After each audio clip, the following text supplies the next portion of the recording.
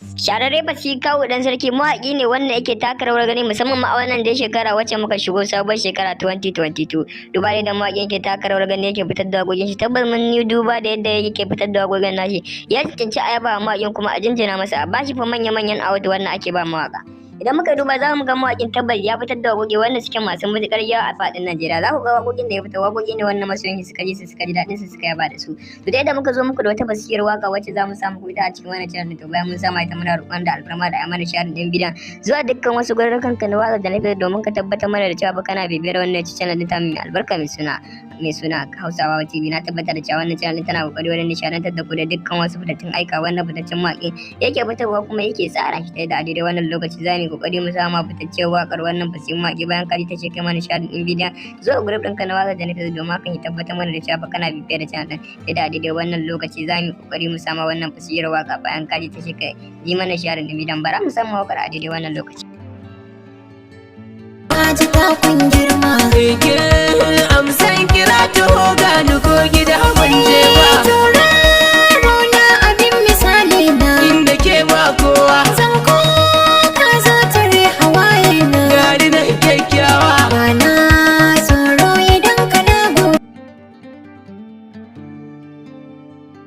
Na tabbatar da cewa ka saurari fasihar waƙa shi kai mana sharing ɗin bidiyon zuwa group ɗinka na waƙar da na fitar domin ka tabbatar mana da cewa kana bibiyar da channel kuma kana ƙara ba mu ƙarfin gwiwa duba da mawaƙin ke taka rawar gani a kowane lokaci. Mun gode sosai ziyartar mu da kai a cikin wannan channel ɗin mai albarka mai suna Hausawa TV. Shararre Kawu dan sarki mawaƙi ne wanda yake taka rawar gani musamman ma a wannan dai shekara wacce muka shigo sabuwar shekara 2022. Duba da mawaƙin yake taka rawar gani yake fitar da waƙoƙin shi, tabbas mun yi duba da yadda yake fitar da waƙoƙin nashi. Ya cancanci a yaba mawaƙin kuma a jinjina masa, a bashi fa manya-manyan award wannan ake ba mawaƙa. Idan muka duba za mu ga mawaƙin tabbas ya fitar da waƙoƙi wanda suke masu matuƙar yawa a faɗin Najeriya. Za ku ga waƙoƙin da ya fitar waƙoƙi ne wanda masoyan suka ji su suka ji daɗin su suka yaba da su. To dai da muka zo muku da wata basiriyar waƙa wacce za mu samu ita a cikin wannan channel, to bayan mun sama ita muna roƙon da alfarma da amana sharing ɗin bidiyon zuwa dukkan wasu gururrukan ka na waƙa da na fitar domin ka tabbatar mana da cewa ba kana bibiyar wannan channel ɗin ta mai albarka mai suna Hausawa TV. Na tabbatar da cewa wannan channel tana kokari wajen nishaɗantar da ku da dukkan wasu fitattun aika wannan fitaccen mawaƙi yake fitarwa kuma yake tsara shi ta yadda a daidai wannan lokaci za mu yi kokari mu sama fitaccen waƙar wannan fasihin mawaƙi bayan ka ji ta ce kai mana nishaɗin ɗin bidiyon